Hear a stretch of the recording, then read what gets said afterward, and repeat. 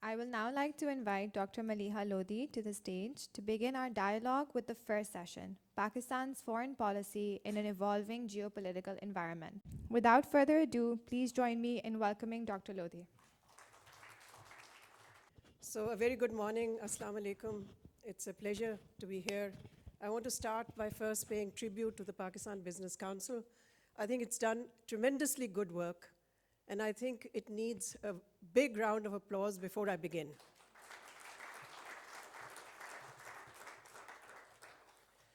I'm delighted that you asked me to kick off the sessions, and I will not take long because I've had the privilege of serving the country in both multilateral and bilateral posts. But more importantly, I think I'm one of the people who've decided to live in my own country, have faith in my country, and hope for my country. So I think I'd like to think that that defines me rather than the positions that I've held. So let me start by saying that in a world that is more unstable and unpredictable today than at any other time since the end of the Cold War, Pakistan faces many foreign policy challenges. Heightened geopolitical tensions, a fragile truce in Gaza, war in Ukraine, and uncertainties in the global risk environment make the international outlook a very troubled and volatile one. The regional landscape, too, is fraught, and it's unsettled, with security problems casting a long shadow. The world, in fact, is in flux, in which the global order has been fragmenting and multilateralism is under increasing stress. President Donald Trump's return to power is widely expected to see disruptive policies, a foretaste of which we've already had, policies that can be destabilizing for the world. But we have to wait and watch, especially watch what he does on tariffs. So before I speak about Pakistan's foreign policy priorities and challenges, let me first flag a number of features of the evolving global environment, because this provides the context for the conduct of the country's diplomacy. And to me, 5 features are important, although you can come up with 8, 9. This is not an exhaustive list, but this is what I feel is relevant for Pakistan. The first is an obvious one, which is increasing multipolarity, with global power being redistributed in a world where the very notion and currency of power is changed. The shift in the economic center of gravity from the West to the rest is one of the world's defining features. Multipolarity in a setting of weakening multilateralism has meant that minilateral organizations, which are small or large coalitions such as the G20, BRICS, Quad, the BRI network, these are becoming vehicles for countries to get things done, as they are nimbler and more flexible as avenues for international cooperation. The second feature is competition, obviously, or confrontation between the US and China. This is the overarching geopolitical reality, even though theirs is the world's most consequential bilateral relationship. And it is not just trade and tech wars that are central to this increasingly tense relationship, but the clash of geopolitical ambitions and interests. The future course of Sino-US relations will continue to have global impact and implications, of course, for Pakistan's relations with both big powers. The third feature is, again, obvious: resurgence in East-West tensions, intensified, of course, by the war in Ukraine, which has pitted the US-led West against Russia. East-West tensions have brought China and Russia closer together, but their interests don't always converge. The fourth feature is the rising influence of middle powers, who can impact and even shape global geopolitics. There are countries both in the developed and developing world who don't want to be mired in any bipolar standoff and are determined to chart an independent course. They play off the US-China confrontation or competition, but seek good relations with both. A case in point is Turkey. It's an excellent example of a middle power. Increasingly, this assertive crowd of middle powers seek a larger voice in world affairs. I'm sure you'll ask me later in the question answer, is Pakistan a middle power? And my answer to that would be, I hope it will be one day, but it isn't today. The fifth feature relates to a hyper-connected world that is witnessing both unprecedented technological progress as well as disruption. Advanced technology is also now the new arena of competition between the big powers. Digital technology offers new opportunities for socioeconomic progress, but also has its dark side, with technology being abused to commit crimes, spread hate, and disseminate fake news that imperil all societies.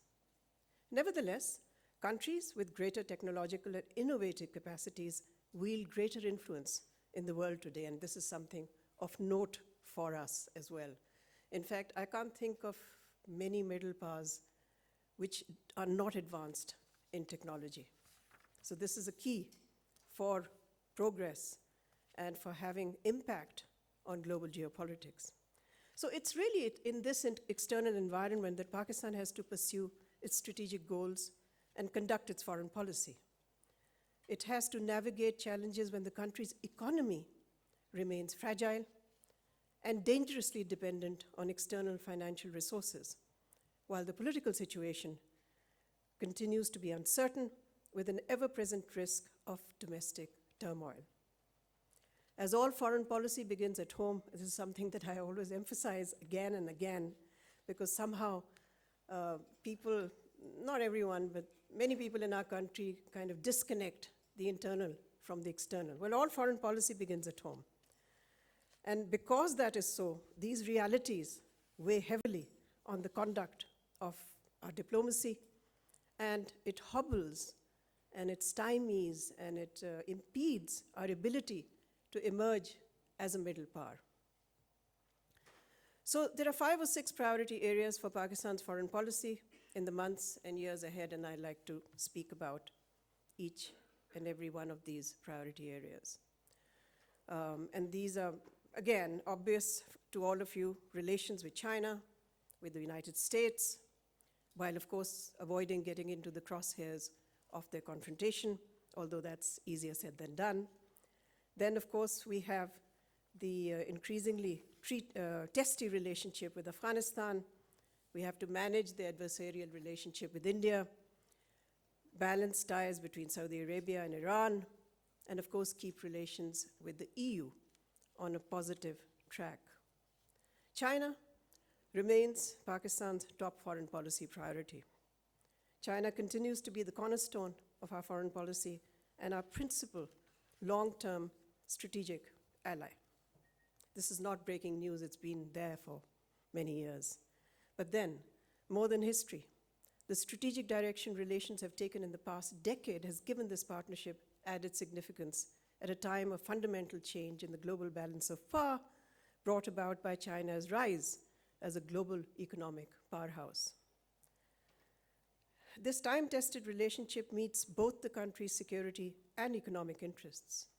CPEC is a reflection of Beijing's commitment to Pakistan's economic security and progress.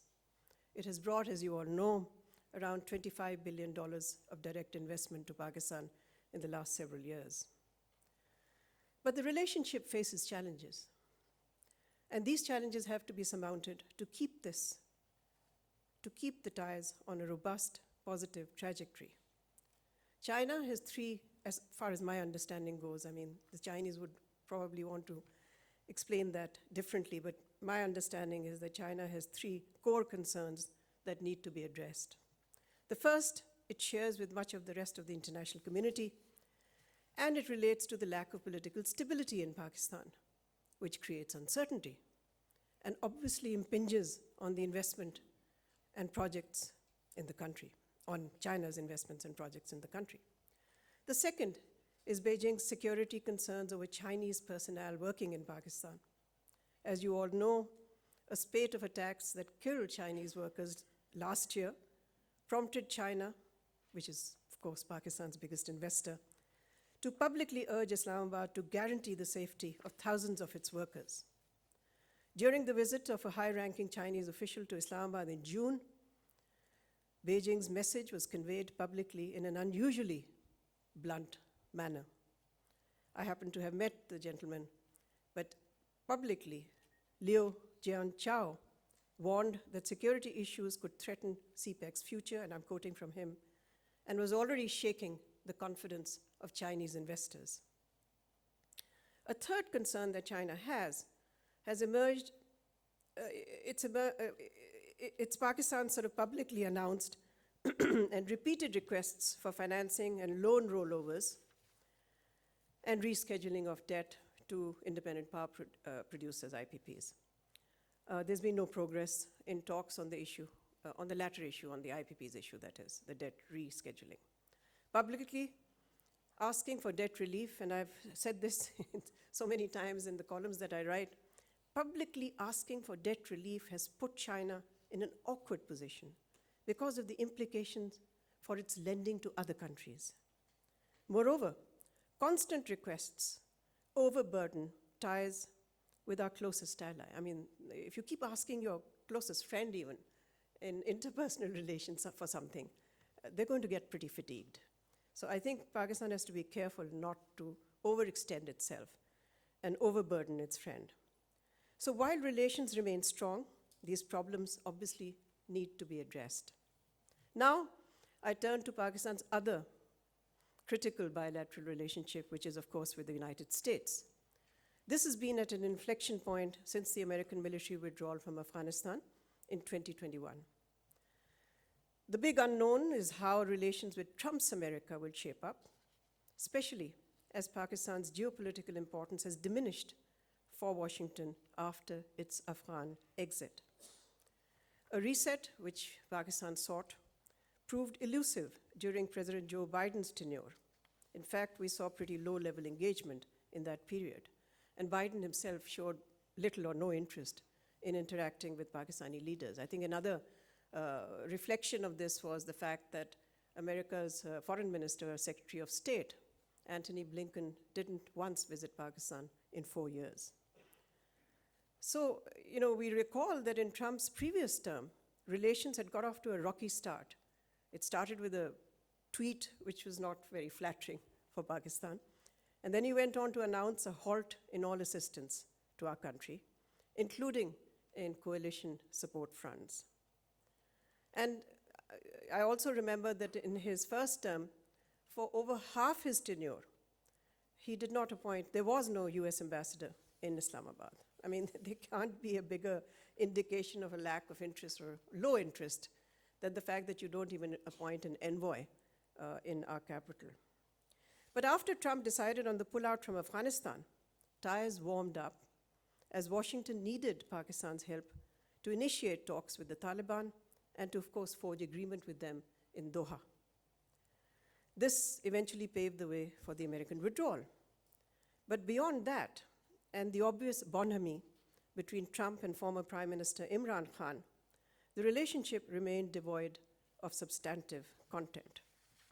So it's really against this backdrop that Islamabad seeks re-engagement with Washington to build a relationship based not on a third country, not as a function of something else, but something based on Pakistan's intrinsic importance. That's, by the way, never been the case throughout the history of the Pakistan-US relationship. It's never been about Pakistan and its intrinsic importance.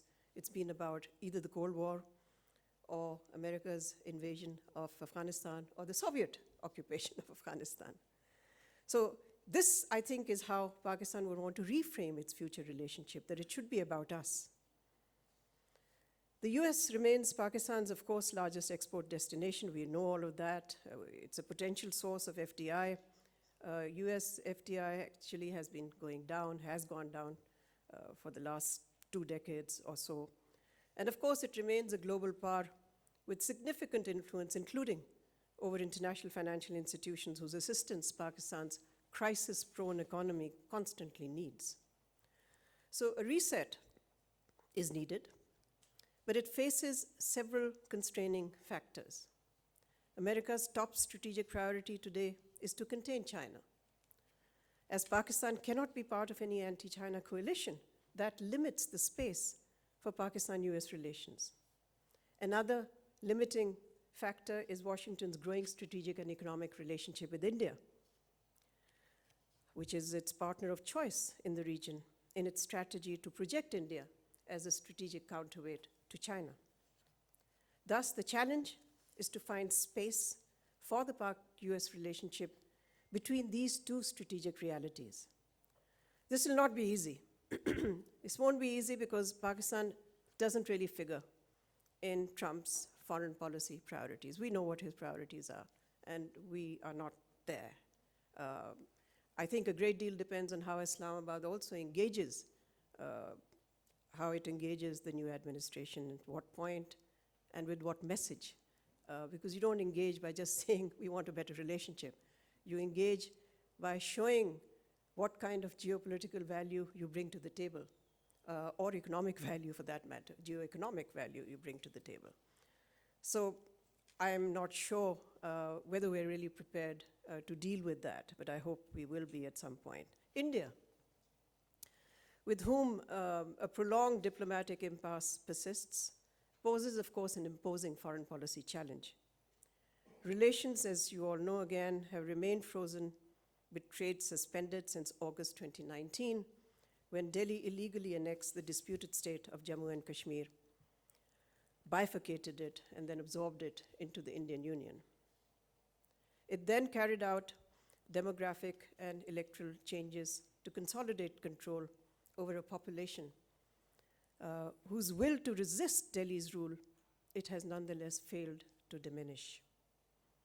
India's claim to have settled Kashmir and refusal to talk to Pakistan on the issue presents the most formidable obstacle to normalization of ties and resumption of some kind of formal dialogue. The Modi government has shown no interest in resuming dialogue, apparently concluding, and this is really according to many of my Indian journalist friends, apparently concluding that this hurts Pakistan and not India. This is apparent also from the lack of Indian response to peace overtures from Pakistani leaders over the past year. We heard Prime Minister Shehbaz Sharif, we heard Chief Minister Maryam Sharif making these overtures, but they didn't really evoke any response, zero response.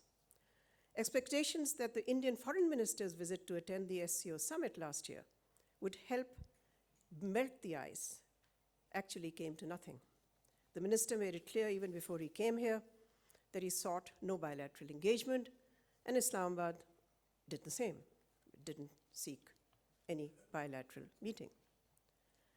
Recently, the same minister, India's foreign minister, reiterated that no resumption of trade is envisaged between the two countries. So with no movement expected in the near term, the immediate task, I think, for Pakistan would be to manage tensions with India to prevent a crisis from erupting. Perhaps the way to do this would be to restore and revive some kind of back-channel diplomacy to evolve a framework for crisis management. And we don't have a framework for crisis management. We have ad hoc responses when a crisis erupts or emerges, and usually in the past, the United States used to play some kind of a mediatory role, but I don't think that's something that Pakistan should rely upon. This is something that needs to be bilaterally done between Pakistan and India. Now, relations with Afghanistan, of course, again, you would all know, continue to be troubled. When the Taliban returned to power in Afghanistan over 3 years ago, Pakistan's policymakers assumed this would help to guarantee the stability of its western border. That has long been a strategic compulsion for Pakistan, given its troubled relations with India on its eastern flank. But the assumption about securing the border with Afghanistan under the Taliban turned out to be a strategic miscalculation. It did not take long for it to become evident that the Taliban takeover enabled the Tehreek-e-Taliban Pakistan, TTP, to reorganize and escalate cross-border attacks posing a serious security threat to Pakistan. For more than a year, this issue came to define the relationship between Kabul and Islamabad, TTP in other words. And the Taliban's unwillingness to act against the TTP forced Pakistan's hand, with the authorities adopting a harder line towards Kabul. And we saw over the last year plus, a coercive policy executed by Pakistan, which had three main elements. First, unacknowledged, once it was acknowledged though, but mostly unacknowledged, unannounced kinetic airstrikes on TTP hideouts in Afghanistan. Second, transit trade restrictions that we imposed on them. And the third, of course, the expulsion of undocumented or illegal Afghan refugees from Pakistan. These actions were designed to raise the costs for the Taliban of their non-cooperation on the TTP. These measures yielded limited results. Pakistani authorities then decided diplomatic re-engagement with Kabul was necessary to prevent a breakdown in relations, which is obviously not in Pakistan's interest. So the dialogue was resumed after almost a year's hiatus to explore possibilities for resolution of trade and security disputes. And this marked a shift in Pakistan's strategy away from a focus only on coercive action and a one-item agenda with the Taliban. This is where we stand now. The dialogue was resumed only a month and a half ago, and now Islamabad seeks a reset of ties with Afghanistan, which it hopes will be shaped by its carrot and stick policy. So, from what I've just related, we can conclude that Pakistan has troubled relations in varying degrees with all three neighbors. This is not a good place to be in. It's not a good place for strategic reasons. It's not a good place for economic reasons. It's not a good place for any other reason. For decades, in fact, Pakistan's security and foreign policy aimed at averting a two-front scenario of hot borders with its neighbors. Our entire security and foreign policy was predicated on this.